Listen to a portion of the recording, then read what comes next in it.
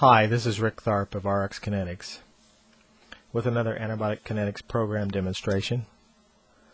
And in this installment, I'd like to give you an overview of the various serum level analysis methods that are available.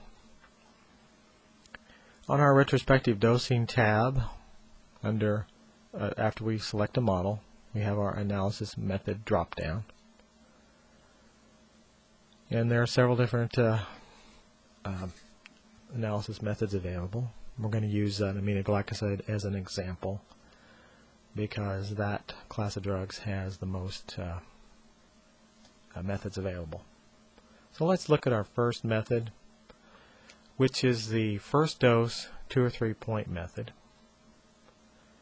And basically in this situation you are drawing 2 or 3 levels after the initial loading dose, the very first dose. There is no drug on board. You give a dose of the drug and then draw 2 or 3 serum levels. This is Zaski's original published method. This method's really useful when you have one of those borderline patients, you're not sure of your predictions. So you would give a dose, draw 3 levels, and the kinetics are nailed down right off the start. You don't have to worry. Wait for that 5th dose and do a steady state level to get a snapshot, an accurate picture of the kinetics for the drug in that patient. Next we have our non-steady state 3-point method, another non-steady state method. And actually it's 3 or 4 points.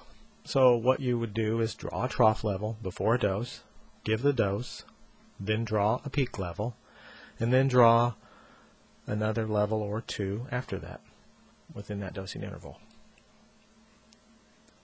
This is a very accurate method. It gives you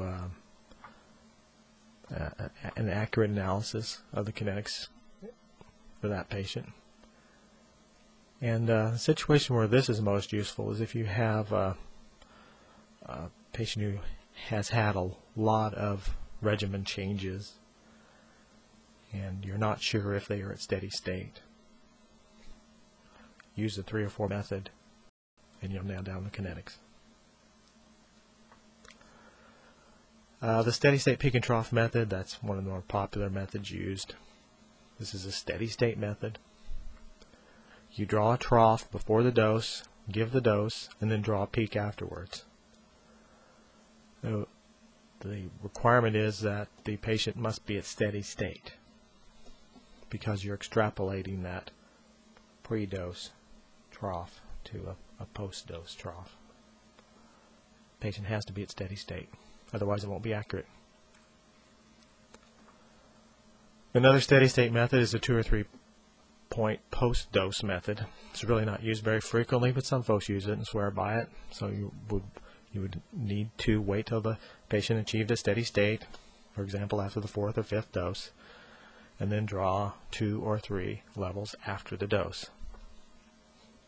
Again, steady state required.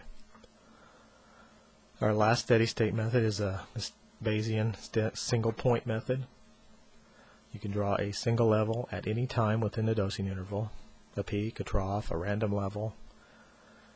It doesn't matter, the program will analyze any one of those as long as you're at steady state. And that's a Bayesian method only.